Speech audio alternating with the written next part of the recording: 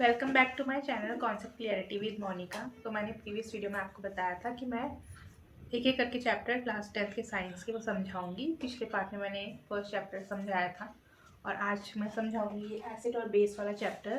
तो इसकी मैं 2 वीडियो बनाऊंगी। आज मैं सिर्फ एसिड और बेस पढ़ाऊँगी और नेक्स्ट वीडियो में मैं सॉल्ट और वो जो कंपाउंड्स है उसको कवर करूँगी। और ये वीडियो डिटेल्ड वीडियो नहीं होने वाली है, ये बस क्रक्स रहेंगे जो कि आपको रिविज़न में हेल्प करेगा। तो समझते हैं एसिड और बेस होते क्या हैं। इसकी डेफिनेशन से ही आप रिलेटेड क्वेश्चन आ जाएंगे, तो वो क्वेश्चन भी मैं आपको बताऊंगी कि कैसे क्वेश्चन आते हैं। सबसे पहले एसिड क्या होता है, जो आपने बचपन में मतलब 6, 7, 8 में पढ़ा होगा कि एसिड क्या होते हैं, जो 7 सब्सटेंस होते हैं कि खट्टे होते हैं टेस्ट में। दूसरा, ये क्या करते हैं, ब्लू लिटमस को रेड लिटमस में कन्वर्ट कर देते हैं। लिटमस क्या होता है, एक इंडिकेटर है। अब इंडिकेटर क्या होते हैं, वो सब्सटेंस जो क्या करेंगे एसिड या बेस के कांटेक्ट में आने पे वो अपने में कोई कलर चेंज करेंगे या ऑर्डर चेंज करेंगे। तो लिटमस क्या करता है, कलर चेंज करता है। तो ब्लू से रेड में अगर कोई सब्सटेंस लिटमस को चेंज करा पा रहा है तो हम उसे एसिड बोलेंगे। अब 10th में क्या है डेफिनेशन, एच पॉजिटिव। वाटर में डिजॉल्व होने पर अगर कोई सब्सटेंस एच पॉजिटिव आयन लेता है तो वो एसिड कहलाता है। एग्जांपल दे देती हूँ मैं इसके आपको, जैसे कि है HCl, इसका नाम है हाइड्रोक्लोरिक एसिड। फिर है हमारे पास H2SO4, इसका नाम है सल्फ्यूरिक एसिड। और लास्ट है HNO3, जो कि क्या है, नाइट्रिक एसिड है। ये सारे स्ट्रॉन्ग एसिड है। एसिड भी 2 टाइप के होते हैं, स्ट्रॉन्ग और वीक। तो ये स्ट्रॉन्ग एसिड है। स्ट्रॉन्ग एसिड वो होते हैं जो वाटर में डिजॉल्व होने पे ज़्यादा अमाउंट में हमें एच पॉजिटिव आयन देते हैं, और वीक जो होते हैं वो इनकी कंपैरिजन में थोड़े कम अमाउंट में एच पॉजिटिव आयन देते हैं, जैसे CH3COOH, यानी कि हमारा एसिटिक एसिड। तो ये एसिड के बारे में इतना था। अब बेस को समझा देती हूँ। बेस में क्या होता है, बिटर इन टेस्ट। आपने करेला खाया होगा या लौकी होती है तो उसमें कड़वापन जो होता है वो इसलिए होता है क्योंकि वो बेस है। दूसरा, अब हर चीज़ तो आप टेस्ट करोगे नहीं, कुछ चीज़ें आपके लिए हार्मफुल भी हो सकती हैं। तो लिटमस अगर टेस्ट करते हैं तो वो क्या करता है, रेड लिटमस को कन्वर्ट कर देता है ब्लू में। आप इसको याद कैसे रखेंगे, देखो एसिड में डी आ रहा है ना, और रेड में भी डी आ रहा है, तो एसिड करता है रेड में चेंज, और फिर ब्लू बेस तो वो ब्लूज में, ऐसे याद कर सकते हैं आप इसको। अब ये क्या करता है, लिटमस चेंज कर दिया। अब 10th में क्या डेफिनेशन है कि OH नेगेटिव आयन, जो OH नेगेटिव आयन वाटर में डिजॉल्व होने पे देगा वो हमारा बेस होगा। जैसे हमारे पास है NaOH, ये है सोडियम हाइड्रोक्साइड, सोडियम एक मेटल है। फिर है हमारे पास MgOH का whole twice, magnesium hydroxide, KOH potassium hydroxide. तो जिसमें ये ज़्यादातर हाइड्रोक्साइड आ रहे हैं वो क्या होंगे, बेस होंगे। बस इसमें आप कंफ्यूज मत होना कि ये तो एसिड है CH3COH, इसमें H पॉजिटिव अलग होता है, मैंने बताया था। ये H पॉजिटिव अलग होता है और इतना आयन अलग होता है। तो ये बेसिक डिफरेंस है एसिड और बेस में। यहाँ से क्वेश्चन क्या आते हैं, यहाँ से क्वेश्चन ऐसे आते हैं कि मान लेते हैं कि कोई सूप आपने टेस्ट करा, वो टेस्ट में खट्टा है, तो उसकी प्रॉपर्टी क्या होगी, वो एसिड है या बेस है, तो वो एसिड है क्योंकि वो खट्टा है। दूसरा ये भी आ सकता है कि जैसे HCl गैस है, HCl मैंने बताया कि एसिड है, लेकिन वो अगर ड्राई है तो वो एसिड का प्रॉपर्टी शो नहीं कर रहा है, मतलब वो लिटमस को चेंज नहीं कर पा रहा है कलर को। तो क्यों नहीं करता, क्योंकि हमने पढ़ा भी कि H पॉजिटिव आयन वो कब देता है, जब वाटर में डिजॉल्व होगा, H2O में डिजॉल्व होगा तब H पॉजिटिव आयन देगा। तो ड्राई HCl के पास तो H पॉजिटिव आयन देने के लिए H2O ही नहीं है, तो इस वजह से वो अपना ये एसिडिक नेचर को नहीं शो कर पाता है। इस तरीके के क्वेश्चन आते हैं, तो वो आप इस डेफिनेशन के बेसिस पे ही कर सकते हैं। आई होप इतना क्लियर होगा। आगे बढ़ते हैं।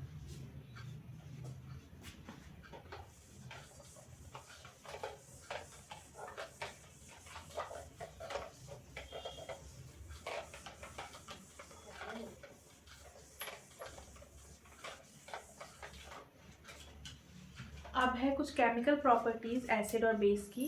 केमिकल प्रॉपर्टी में फर्स्ट क्या है कि एसिड मेटल के साथ रिएक्शन, ये क्वेश्चन भी बहुत इंपॉर्टेंट है। ये क्वेश्चन 1 मार्क्स में आता है कि एसिड मेटल के साथ रिएक्ट करके कौन सी गैस बनाता है। तो एसिड मेटल के साथ रिएक्ट करके एक तो सॉल्ट बनाता है, दूसरा H2 गैस बनाता है। तो ये साइन मैंने आपको बताया था कि गैस अगर बनती है तो ये साइन आता है। तो H2 गैस रिलीज हो रही है। अभी आपको कैसे पता चलेगा कि कोई रिएक्शन में H2 गैस रिलीज हुई है? तो क्या करेंगे आप, उस टेस्ट ट्यूब के पास एक माचिस की तीली लेके जाएंगे और वो पॉप साउंड के साथ जल जाएगी, तो आपको पता चल जाएगा कि H2 गैस रिलीज हुई है। ये भी इम्पॉर्टेंट है, ये भी क्वेश्चन आ सकता है कि H2 गैस की प्रेजेंस के लिए कौन सा टेस्ट करते हैं। इसका मैं एग्जांपल बताती हूँ आपको। एसिड मैंने ले लिया हाइड्रोक्लोरिक एसिड HCl, और मेटल मैंने ले लिया यहाँ पे Zn, जिंक मेटल है। तो सॉल्ट बनता है यहाँ पे ZnCl2 और H2 गैस अलग हो जाती है। इसको अगर बैलेंस करेंगे तो Cl यहाँ पे 2 है तो ये भी 2 हो जाएगा, H यहाँ पे 2 है, यहाँ पे भी 2 है, तो ये बैलेंस हो गई रिएक्शन। तो ये है एसिड और मेटल के साथ। अब बेस अगर मेटल के साथ रिएक्ट करें तो क्या बनता है? तो बेस मेटल के साथ रिएक्ट करेगा। बेसिकली जो बेस होते हैं ना वो मेटल के साथ ज़्यादा रिएक्ट नहीं करते हैं, कुछ इसमें सिर्फ आपके पास लिमिटेड रिएक्शन है। इसमें भी H2 गैस ही रिलीज होती है। मैं आपको एग्जांपल बता देती हूँ। बेस मैंने लिया है यहाँ पे NaOH और मेटल ली है Zn। जिंक मेटल मैंने दोनों में यूज़ करी है। तो यहाँ पे क्या बनेगा, Na2ZnO2। कॉम्प्लेक्स कंपाउंड है, कॉम्प्लेक्स मतलब सिंपल नहीं है इनके जैसे। तो इसका नाम क्या है? इसका नाम है सोडियम जिंकेट। यह है सोडियम जिंकेट, Na2ZnO2 और H2 गैस अलग हो जाएगी।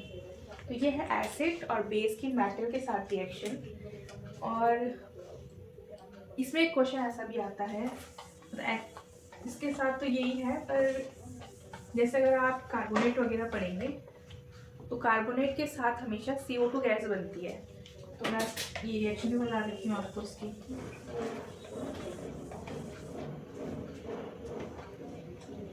मेटल है, metal carbonate plus acid. Metal carbonate क्या होता है, जैसे मैंने ले लिया यहाँ पे CaCO3, मेटल कैल्शियम यहाँ पे मेटल है, उसका कार्बोनेट ले लिया, HCl ले लिया हमने यहाँ पे। तो इसका सॉल्ट बनता है, यहाँ पे बनता है सॉल्ट प्लस H2O और प्लस CO2 बनती है। तो CaCl2 प्लस CO2 और प्लस H2O, ये रिएक्शन है, ये बनता है। इसमें CO2 गैस जो है वो रिलीज होती है। अब अगर आपके पास क्वेश्चन आए कि CO2 गैस रिलीज हुई है, आप कैसे पता लगाएंगे? तो जहाँ पे ये रिएक्शन में CO2 गैस इवॉल्व हो रही है ना, आप उसको लाइम वाटर में रिएक्ट करवा दीजिए। लाइम वाटर में जैसे CO2 पास होती है तो वो उसको मिल्की कर देती है। ये क्या लिखेंगे आप, जो मिल्की कलर का हो जाएगा जो लाइम वाटर है। तो इससे आपको पता चल जाएगा कि ये जो CO2 गैस है वो रिलीज हुई है। दूसरा, उसमें बबल्स भी आना स्टार्ट होंगे, तो वो भी CO2 गैस को ही रिप्रेजेंट करते हैं। तो क्वेश्चन इसमें क्या आता है? क्वेश्चन ऐसा आता है कि जो हमारे तांबे के या पीतल के बर्तन हैं, इस पे हमें खट्टी चीज़ें नहीं रखनी चाहिए। सारे सब्सटेंस को मेटल कंपोनेंट में नहीं रखते हैं।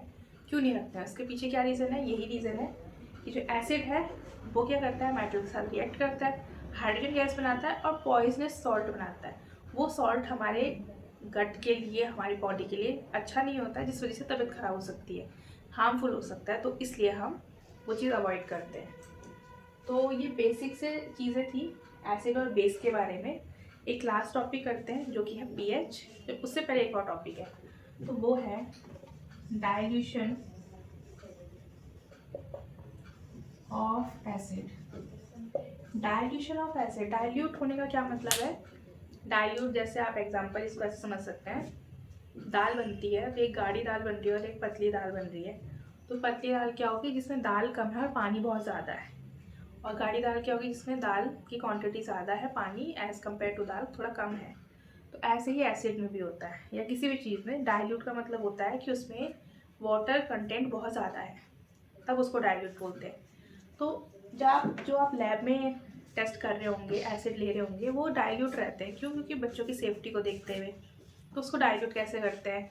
तो हमने क्या करा, हमारे पास ही कंटेनर है, तो मैंने आपको एक रिएक्शन बताई थी, एक्सोथर्मिक रिएक्शन। यहाँ पे लिख देती हूँ मैं, एक्सोथर्मिक रिएक्शन। आप रिकॉल कर पा रहे होंगे एक्सोथर्मिक रिएक्शन क्या होती है, वो रिएक्शन जिसमें हीट बनती है।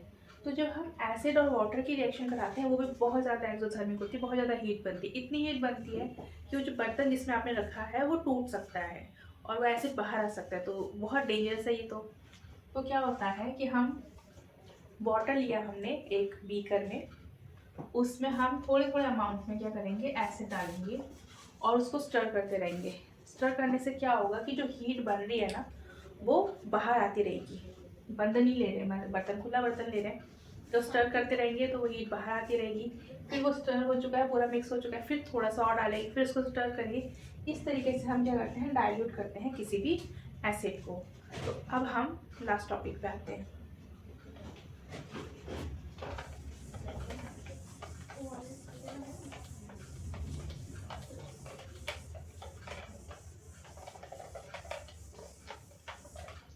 अब बहुत ही बेसिक सा टॉपिक है कि पीएच क्या है। पीएच क्या होता है?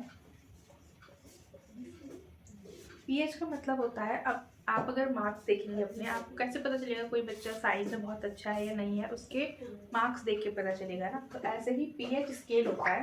पीएच स्केल क्या बताता है हमें कि एसिड कितना ज़्यादा एसिडिक है और बेस कितना ज़्यादा बेसिक है, कि कितना स्ट्रॉन्ग और कितना वीक है। तो जो पीएच स्केल होता है ये होता है 0 से लेके 14 तक, और यहाँ पे बीच में 7 होता है। ये 7 का मतलब न्यूट्रल। और जो वाटर होता है हमारा वो मेनली न्यूट्रल ही रहता है।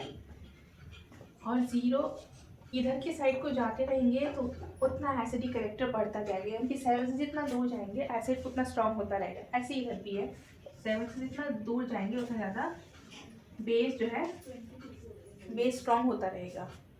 अब इसके यूजेस क्या है? हमारी जो बॉडी होती है, ह्यूमन बॉडी है, वो 7 से लेके 7.8 तक के पीएच स्केल पर वर्क करती है, कि इतना हमारा पीएच वैल्यू रहती है बॉडी की, इतने पे हम वर्क करते हैं। हमारे ब्लड की इतनी पीएच वैल्यू रहती है। लेकिन ऐसा नहीं है कि हमारी बॉडी में हर जगह इतनी ही पीएच वैल्यू है। तो मैं लिख देती हूँ इसमें एक एक करके। सबसे पहले पीएच वैल्यू क्या है हमारे, हम मुंह में देखते हैं अगर, जो माउथ है उसका पीएच वैल्यू होता है 5.5। तो होता क्या है कि जब हम खाना खाते हैं उसके बाद अगर हमने काफ़ी टाइम से ब्रश नहीं किया तो उसमें क्या होता है, फूड पार्टिकल्स जो हमारे दांतों में लगे हुए हैं, बैक्टीरिया उसको क्या करता है, एसिड में कन्वर्ट कर देता है। एसिड में कन्वर्ट करता है तो ये जो 5.5 है ना, इससे भी कम होना स्टार्ट कर देगा पीएच।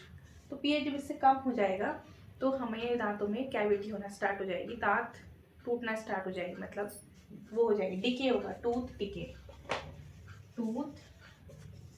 डिके स्टार्ट हो जाएगा। तो ये पहला पीएच का इम्पोर्टेंस है हमारे जनरल लाइफ में।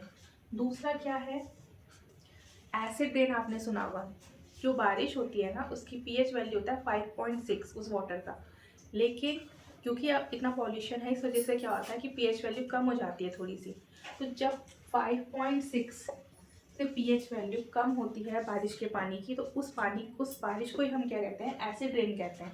और उस वजह से जो एक्वेटिक एनिमल है, एक्वेटिक लाइफ है, मरीन लाइफ है, उस पर बहुत ज़्यादा इम्पैक्ट पड़ता है, खतरे में आती है उनकी जान। तो ये 2 इम्पैक्ट हो गए। तीसरा क्या है, पीएच वैल्यू हमारे स्टमक में भी एक बहुत इंपॉर्टेंट रोल प्ले करती है। हमारे स्टमक में HCl सिक्रीट होता है। HCl का क्या काम होता है, HCl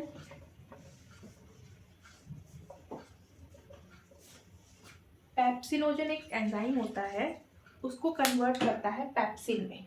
ये जो पेप्सिनोजन रहता है वो डोरमेंट फॉर्म में रहता है। डोरमेंट का मतलब होता है कि वो निष्क्रिय है, मतलब कुछ नहीं कर रहा है। तो जैसे ही HCl आया तो वो सक्रिय हो गया, वो एक्टिव हो गया। जब वो एक्टिव हो गया तो वो क्या करता है, प्रोटीन को ब्रेक डाउन कर देता है, किसमें, एमिनो एसिड में। लिख देती हूँ यहाँ पे, प्रोटीन इनटू एमिनो। ये आपका बायो का भी क्वेश्चन हो गया कि प्रोटीन किस में कन्वर्ट होता है, एमिनो एसिड में कन्वर्ट होता है। अब एक लास्ट यूज़ बचा है इसका, वो ये है कि जो कुछ प्लांट होते हैं, कुछ एनिमल होते हैं, as a safety, as a protector acid उनमें रहता है। जैसे कि अगर किसी चीज़ ने आपको काट दिया तो उसमें मैथेनोइक एसिड होता है, जलन होती है ना आपको, तो मैथेनोइक एसिड की वजह से होती है। ऐसे ही जो बिच्छू घास होती है, नेटल होता है, एडस्टिंग, उसमें भी होता है आपका मैथेनोइक एसिड। जिस वजह से आपको इरिटेशन होगी उसको अगर टच कर लिया आपने। तो ये इतना बेसिक सा था एसिड बेस में। अभी की वीडियो में मैं इतना ही इसको कवर कर रही हूँ, और इसका सेकंड पार्ट उसमें मैं आगे के सॉल्ट और कंपाउंड के बारे में बताऊंगी। आई होप आपको ये वीडियो समझ में आई होगी, और कोई भी क्वेरी होगी तो आप कमेंट सेक्शन में बता सकते हैं। तो आज के लिए थैंक यू।